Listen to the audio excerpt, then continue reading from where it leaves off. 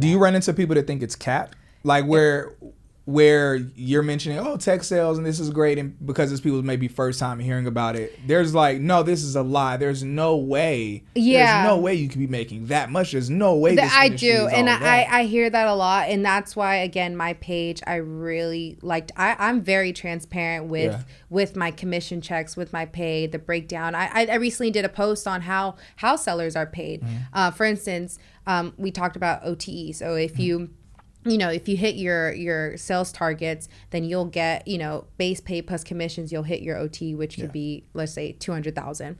But if you overachieve, then you get into what's called accelerators. So companies, they incentivize you to sell even to more. Where you can earn double, or I think my company right now, they give you 2.5 times. So for every extra dollar you sell over your quota, you'll get $2.5 more. That's crazy. So that's where the real money comes in. People are so quick to work at, I guess, general companies to try to work overtime because they're like, oh, I'm going to get a time and a half. But it's like you're giving up your time. Yeah. Like a lot of your time for that money. The pay to effort ratio is not there. Versus being in tech sales where you're not giving up more time. You're just working harder, maybe working smarter. Maybe you're shadowing some calls. You're learning a few tips of the trade. And now you're working harder in that same amount of time. By working harder, you're sitting in a chair on virtual calls usually, but you're working harder.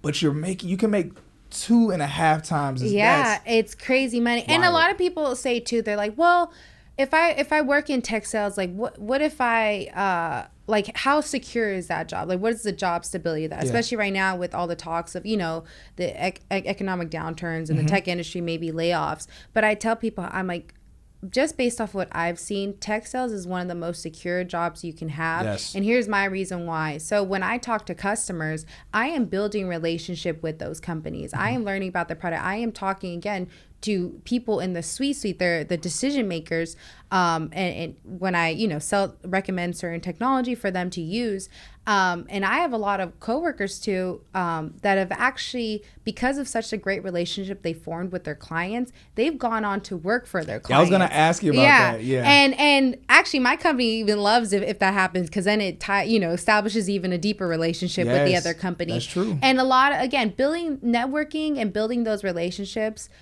is so key. I always tell people when it comes to networking again is about building relationship. It's not about making contacts. You're not just trying to like, okay, I know this person. It's like really cultivating a relationship so that they trust you. You become a trusted advisor to them.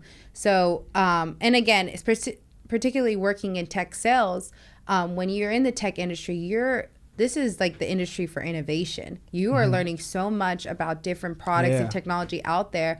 It's so funny. I recently closed a deal with a customer, and it was like a full circle moment because I was trying to log on. They're actually in the financial services space.